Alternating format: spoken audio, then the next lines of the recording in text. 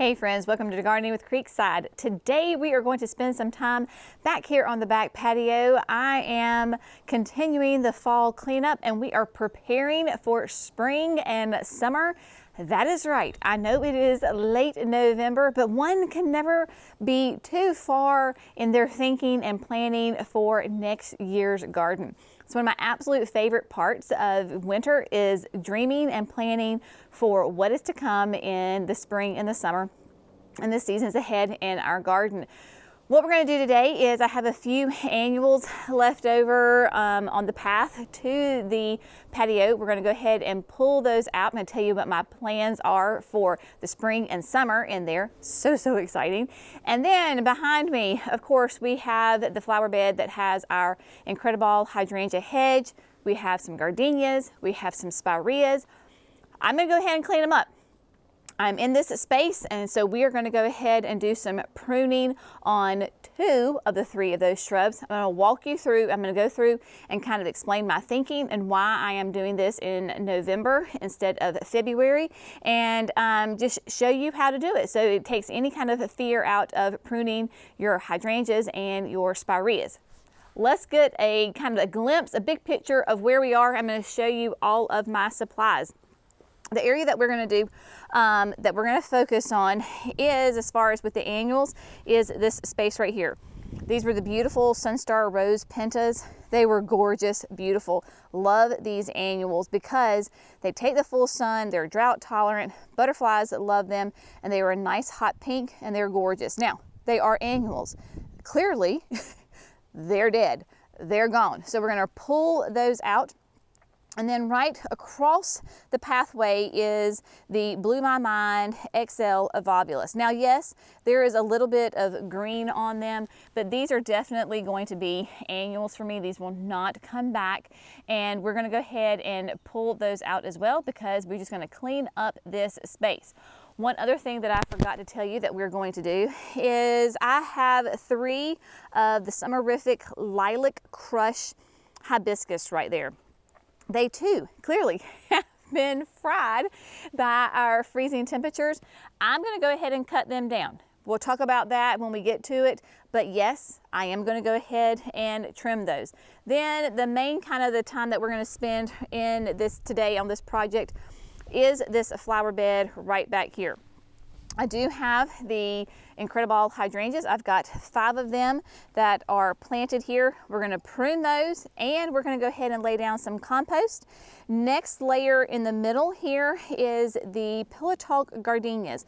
Planted these later on in the summer and they did really well. They were 1 gallons, so they were small. They are growing. And hopefully I'm gonna get lots of great growth on my roots this winter. And then finally, I have the double play doozy spireas right here that we are going to prune. I'm gonna show you what all of my supplies are. And then what I think I'm gonna do is as I go through each area, I'm gonna tell you my thinking of like why I'm doing what I am doing, and I'm going to explain how to do it. So I'm going to tell you how to prune your smooth hydrangeas. How do you prune your spireas? How do you cut back the Summerific hibiscus? Those kinds of things. So I will go through plant by plant and then just kind of take you along so it takes any kind of guesswork or fear out of that pruning process if you have these same plants in your garden. Again, I'm going to relate it to my garden here in North Carolina, a zone 8A now, and just like I said, tell you why I am doing this in November instead of February, which is when I traditionally do it. Now, before we get started, there's all about supplies, right? What are the tools that we need in our gardening toolbox? Well, I have gathered all of my tools because I have learned, be prepared. Get everything you need before you start that project because it just makes life so much easier when you're actually doing the project and you're not having to run around. I have everything laid out right here on the seating wall. Number 1, grab your water, folks. Got to stay hydrated out here. 2, this is the pop-up bag. I have these from Gardener's Supply. I love these things because I can throw just about anything in there. They are canvas, they pop up, you'll see. They have a hard bottom and you can, tug them around. That's when I put all my debris in. Next, I have my garden belt. Y'all know how much I love this garden belt because it has everything right there for me. Within that garden belt, I have my gloves. I am a big glove wearer. It protects my hands from cuts and scrapes. I've had too many infections and splinters, and it's just not fun. My Felco clippers. I like to use the Felco number 2s. I have a Hori Hori if I need it, because I think I might have some little seedlings in here that I need to get rid of. I have the Felco 600. This is a blade that will pop up because I'm thinking I might need that for my summerific hibiscus. Kneeling pad, nice thick kneeling pad is always, save the knees folks, right? Save the knees. And then I have the Felco, this is like the cultivator. I'm going to use that when I put the land and seed down for around the spireas and the hydrangeas. Just makes it a little bit easier. And then last but not least, I have my steel. These are the trimmers. It's an electric one. And so that I will use that for my spireas because again, work smarter, not harder, right? And that will make really, really quick work of what I am doing today. So we're going to use those trimmers on that. And then last but not least, behind me, I have my garden cart. Now, if you're a watcher of Creekside Nursery, you know that I got this for Christmas, I think like 2 years ago. It basically had a flat tire all season, this summer season, and life is crazy. I never just had time to change it. Jerry fixed it for me this morning, so the garden cart is back, yay. It too is from Gardener Supply. This thing is amazing. So it has those nice big tires on it. Love that. So I have that, and inside of it, of course, is my land and sea. We will go ahead and top dress around the incredible hydrangeas and my double play doozy spireas. So what I'm gonna do is, first of all, really, really simple. Not a whole lot of explanation is going to be needed on this. I'm going to go ahead and pull out the annuals, and then as soon as I pull them out, I'll meet you back here and I'm going to tell you what my plans are for the spring and summer in this space.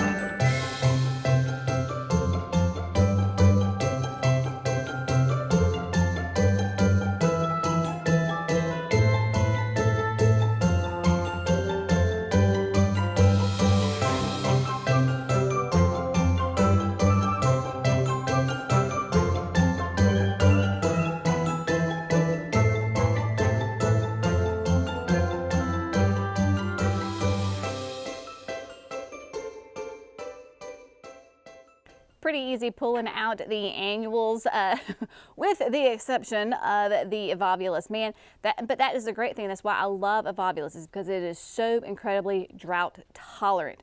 The pentas were completely fried. They were gone, they were dead, they have been exposed. The Blew My Mind evolvulus was kind of tucked up underneath the hydrangea and the yin and yang viburnum.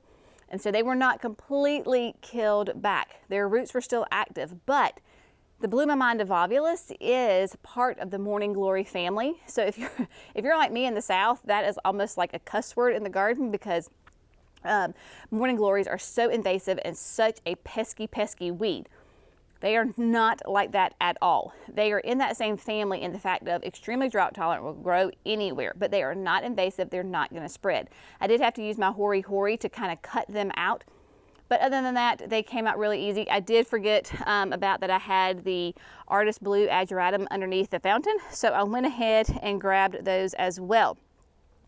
I am not going to go ahead and top dress these flower beds today with Land and Sea, because next week I am going to come back and I am going to plant tulips. Yes, here we are in North Carolina, like I said, now a zone 8A. And if I want to have gorgeous tulips, then I have to pre-chill those tulips. If you are in zones, I think it's 7 or higher, so 7, 8, 9, 10, 11, beyond, and you want to have tulips or the beautiful, like big, huge purple alliums, like the Globe Master, those type of alliums, then you're gonna have to pre-chill them. You have to fake out the bulbs that they have gone through a nice long winter season. So they have to be in the refrigerator for a minimum of 6 weeks. This year is the first year that I am having Color Blends pre-chill my bulbs for me, just because of the sheer number of them. Between the house, the berm, and the signature garden, I have a lot of bulbs coming, and I just don't have the physical space to store that many bulbs in the refrigerator for that length of time. They charge you is a very, very reasonable rate. So you can have them do it, or you can do it yourself. In the years past, I've always done it myself. Just throw them in the fridge, just kind of keep fruit out, and just let them hang out there for 6 weeks, then go ahead and plant them in the ground. My bulbs are coming next week, first week of December, and we're going to get them in. In this area, we are going to do the blend of Smooch. Yep, Smooch from Color Blends. Last year, my Megan, our middle daughter, said, "Mama, I love pink tulips. Can we have pink tulips this coming year, right? So that we can cut and I can bring in the house." And I said, absolutely. So Smooch is a beautiful pink blend of beautiful, gorgeous, massive tulips. And we're going to plant them not only in this hole, so we'll fill up this whole area. We might go ahead and transition and put some also underneath the fountain in front of the roses. We'll see how far they go, but I definitely also want to put them up in the deck boxes. So I've got beautiful purple and deep purple and white violas. So they're gonna go up there for sure. And then down here, I think I have like 400 of that blend coming. We should have plenty to spread around, but once we get the tulips in the ground next week, then we'll come back through with a little bit of Land and Sea and top dress in the area, and all will be well there. Don't put off thinking about next year, next spring, next summer. I am definitely going to be doing the Blew My Mind Evolvulus up here in front of, there's a hawk flying and screeching. And Britta is very intrigued in that. I don't know that you can see it, but there's a red-tailed hawk and it's screeching, and Brenna is quite intrigued by that. I digress. Here in front of my David Austin roses, I'm going to fill this area next summer with that Blew My Mind XL Evolvulus, because it will be a, of course, gorgeous blue, right? Nice, pretty blue that will complement the roses really, really well, and very drought tolerant. Loves the heat. I had Mini Vista Indigos in here this year, and they were stunning until the heat hit, because I don't have a bunch of drip in there. I could add it, yes, but that's just a little bit more work than I want to do right now. So the Blew My Mind Evolvulus will be gorgeous because it's low. It'll be like a matte. It'll cover that whole area. Beautiful blue against the roses. Honeybees love it. It'll be really pretty. So that's what I'm going to do there. And then I think here in this little area that I always keep as for annuals, in this little triangle kind of bed, I'm thinking some sort of lantana. Kind of the same reason. Lantana loves the sun. This is very, very hot, drought tolerant. So I might do like citron, or maybe the pinkberry blend. I'll have to think about it, but go ahead and start thinking about what are you going to plant for next year. We are actually taking pre-orders on annuals. So if you know what you want, head on over to gardeningwithcreekside.com and place your pre-order, and that way you can reserve your annuals for next year, especially those varieties that are super popular. The new introductions, that new Superbena Pink Cashmere, gorgeous verbena that's coming out, and then one of my all-time favorites is the Supertunia Saffron Finch, gorgeous yellow petunia. stunning. So we have those. Head on over and you can check that out. Next, we're going to go ahead and take down the summerific hibiscus. They are massive stalks. They are huge plants, beautiful lilac colored flowers. But we're going to come in here and just cut them down. So you can see they have got ginormous stalks on them. So I'm going to get my saw, probably because I don't think my clippers will be able to get around it. My little Felco saw, I'm going to get those and we're going to go ahead and prune those back. Depending on where you are, you may want to leave them. I have found in our climate, it does not hurt the plant to go ahead and prune it back. This is a perennial. It will come back brand new from brand new growth. It will not rebloom on this wood. So this wood is gone. It's not going to put on new growth from these stalks at all. It will completely come back from the roots. It is a perennial, not a shrub. It looks like it could be a shrub, but it's not. It is a perennial. The reason that I'm going to go ahead and do that is because, remember, if those of you that have been following our sweet Alyssa is an employee of ours who we feel like she is a part of our family. She has been with us for several years now. She and her fiance Nick are going to get married here at Creekside Nursery, have the reception in the backyard at the end of May. I am trying to get as much work as I can get done now because I know how life is, and come late winter, early spring, I'm going to be overwhelmed with other things to do. So while I'm here, I'm going to go ahead and take care of it. So that is why you're going to see me go ahead and cut back these summerific hibiscus. Also, high visibility area. I don't like looking at dead sticks. Jerry doesn't like looking at dead sticks. So they are gone. Gonna cut them back, maybe like 6 inches to the ground, and get this all cleaned up. And then we're gonna move on to the hydrangeas and the spireas.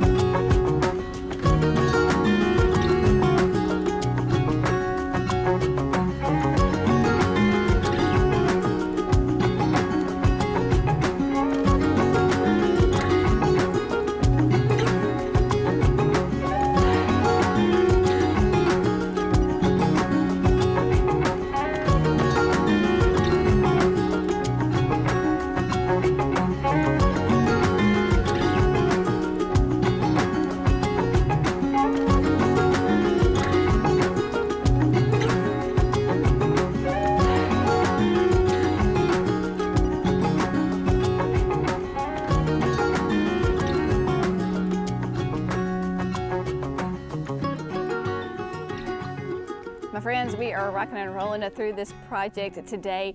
All of the summerific lilac crushes have been completely cut back and all the debris has been cleaned up. These are some very, very happy hibiscus right here. Probably I'm gonna have to reconsider having all three right here. Obviously when I planted them, I knew what their mature size was going to be. I didn't know that they were going to be as happy as they are in this spot. They do get lots of water. We do have irrigation here. So they get plenty of water, which makes them grow bigger and faster and more full and just beautiful flowers. But long term, I might have to take out maybe one or maybe take out two and I don't know what I'm going to do. I just know that yes, it's getting a little crowded right there because I have a beautiful 9 bark that my mom gave to me. And that 9 bark is getting a little bit smothered by the hibiscus. So we'll just play with that, right? I mean, that is gardening. Nothing ever stays the same. You're always changing, you're always adding, you're always moving a plant, right? It is a ongoing process in the garden. all of that's cleaned up nice and easy. Now I did not have to use my saw, my Felcos. Remember I changed my blade about a week or two ago. Oh my gosh, cut through those hibiscus stalks like butter. So I did not have to use the saw, even though some of them were nice and big. Just cut through really, really easy, and easy peasy on that. Now, the next thing that we're going to do, it's going to be a little involved. We are going to prune our Incredible hydrangeas. These are smooth hydrangeas. Now, if you have followed us for any length of time, or you are familiar, like you're not a brand new gardener, right? You have gardened for years. You know that we prune our panicle hydrangeas and our smooth hydrangeas before spring because they bloom on new growth. We want to trim them. Typically, I always say I do mine in mid to late February, early March, right? So mid-February, mid-March, give them a nice little trim. This year, I am doing it way early. It is not going to hurt the plant whatsoever. We've got friends in Michigan that are going to have tons and tons of snow. They already go ahead and trim theirs, right? Their panicles and their smooth hydrangeas. So they go ahead and prune theirs early before the snow comes and maybe breaks the hydrangea. I'm doing it because of this wetting. The wetting and the time crunch that I know is going to happen in the spring. So I am just going to go ahead and get this done and take care of business while I'm in this space. Fall, winter is a much slower time for us, both personally, professionally. I have time in the garden. I don't have a rush. I don't feel pressure to get it done. I am here. It is a beautiful late November day. I am not sweating, even though I am in the full sun. So I'm going to prune my Incredible hydrangeas back by like a third. I'm going to be very light and very gentle because we just planted these this past spring, and I am trying to get them to grow because I want to have a nice solid hedge right here. Incredibles are that improved version of an Annabelle hydrangea. Much stronger stems. You notice that they are not floppy. They are nice and upright. You can see where the old flowers were. They were loaded in blooms. Give them a nice little overall trim. If a stem is obviously dead and just absolutely snaps, then I will cut it out. Other than that, I'm just going to shape the plant up and get it nice and tidy, neat and tidy, back by 1/3. With your panicle hydrangeas, your smooth hydrangeas, do not prune any more than 1/2. People complain about these hydrangeas that they're too floppy. Beautiful flowers, but as soon as a wind or a rainstorm comes, they get too heavy and they flop and they lay on the ground. It could be that you are pruning them too much. If you're pruning them back by 1/2 or more, you're not allowing the stems to get nice and strong to hold up those flowers. So only no more than 1/2. 1/3 to 1/4 is a good general rule. You can take it back by 1/2, especially if they're like really old, mature hydrangeas, then you can do that. So that's what we're going to do. I'm going to come back. Each Incredible is going to get a whole bag of Land and Sea. I'm going to pull back the mulch and I'm going to top dress with the Land and Sea, kind of work it into the soil. That way, that great nutrition gets into the plants all winter long. Even happier and healthier when they come back in the spring. My Incredibles are in full sun. Incredibles can handle the full sun even though we are on the high end of the zone. They can handle it. They are on drip irrigation. They get watered once a day and they do really, really well. Double play doozy spireas. Oh my gosh, I love this spirea. We have 5 of them, so there's 5 hydrangeas, there's 5 spireas. Double play doozy. My alarm is going off. Jackson's coming back home. Double play doozy is a great sterile, non-invasive, deer-resistant shrub that blooms on new growth. Hello, what else could we ask for? Extremely, extremely low maintenance and super easy. This is literally the only maintenance that I'm going to do to it all year round. In fact, last year I forgot to, well, I didn't forget, time ran out. Hence, this is why I'm doing it now. They bloom on new growth, so we want to trim them. I trimmed some of the other doozies that are just in the other flower bed. They did great. These did well too. They just started to get a little gangly because I did not prune them. Time ran out. That's why we're going to do this today. Again, I'm going to take it, I'm probably going to do a little bit of a harder prune on this because they did not get pruned this past year. So probably back by 1/2, go around with my hedge trimmer, trim them up. But man, hardy zones I think is 3 to 8 beautiful, gorgeous, bright red foliage, raspberry red flowers on them that bloom nonstop. Again, non-invasive. They are sterile plants that are deer resistant. Blooms on new growth. You get flowers every single year. Love, love, love them. You can in fact, after they bloom in the spring, if you want to give them a little bit of a light trim, you can do that. So that way the new foliage flushes out again and it's that really, really pretty red. So the spireas are going to get a half a bag of land and sea each because they are nice and well and established, and just give them a little bit of food to go through it. My pillow talk gardenias are in here. I planted them. You do not prune your gardenias. Gardenias bloom on old growth, not new growth. Leave them alone. And they too were just planted in, like I said, this summer. They got land and sea, so I'm just going to kind of leave them alone and let them hang out. Maybe if I remember in the spring, I'll do it again. If you wanted to go ahead and put land and sea on your gardenias, go for it. It's fine.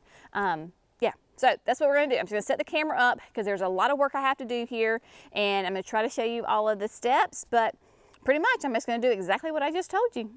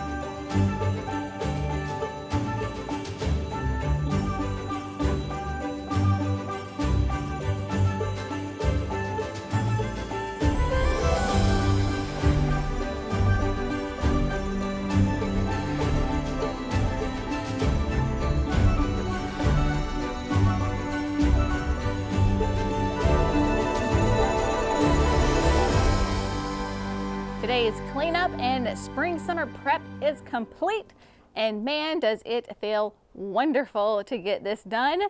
It looks amazing. It's just clean and tidy. If you've been around me for any length of time, you know, especially this time of year, fall, winter, I just want things neat and tidy. Do I have to have foliage and flowers? No, it's November. We're going into December and all, you know, the coldest months of the year. I just want it looking neat and tidy, and that is what it has been done today. And we have some great prep, of course, for the spring. Just a little recap here. Pentas, gone. Avovulus, gone.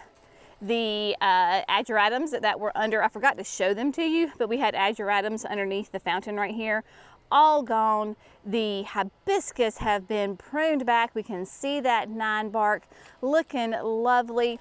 The hydrangeas, of course, pruned. Spireas, pruned. They have their land and sea compost around them. They can be getting all nice and happy and lots of beautiful root growth happening this winter. So come springtime, the heat of the summer, they will be glorious. The idea is, of course, that the Incrediballs will be 4 to 5 feet tall and wide. So basically from the end of the seeding wall all the way across to this end of the seeding wall, we will have a beautiful solid hedge of those Incrediball hydrangeas, and then with the gardenias down there, later flower than the Incrediballs, of course that delicious fragrance that I love, and then the bright color of the spireas down there. But it just looks so much better, so much neater. We are one step closer to getting things neat and tidy. Now, do I still have a lot of work to be done? Yes, I do. And that is my personality, is I can get very overwhelmed and think, oh my gosh, there's so much to do, it's never gonna get done. If I think about everything that has to be done, then I get very, very overwhelmed and I feel defeated. If I break it down into small bits and pieces, then I feel very accomplished. Like literally my goal today was to do what I just did. I don't have to touch this flower bed until early spring, and then I'm going to throw down a little bit of fertilizer, and that is it. So I can like mentally check this flower bed off of my to-do list, and it is done. It is great. It is going to be nice and happy for the rest of the winter, spring, summer, little fertilizer, everybody will be great. Then we can move on to, you know, like I still have begonias that are right there, right? Still have annuals, have not touched these backyard beds. A lot of work has to be done here. Once I get them cleaned up, I do think I want to rearrange some things, but you know, it's bit by bit, piece by piece. You know, this whole area will get taken care of. The dahlias are back there. So there's lots and lots of things to do. Just don't get overwhelmed. You know, take the time when you have it and get a project done. Even if it's 5 minutes of, I'm gonna pick up the sticks that fell, or I'm gonna take up, you know, get the winter weeds up out of this one area. Whatever it may be, you will feel very accomplished. So I feel very accomplished. I'm very happy, and this weather is perfect for being outside. Sunny, cool, not sweating. It is a great day. As always, we hope you have found this fun, informative, and inspirational. Y'all have a fantastic day, and we'll see you in the next video. Bye, friends.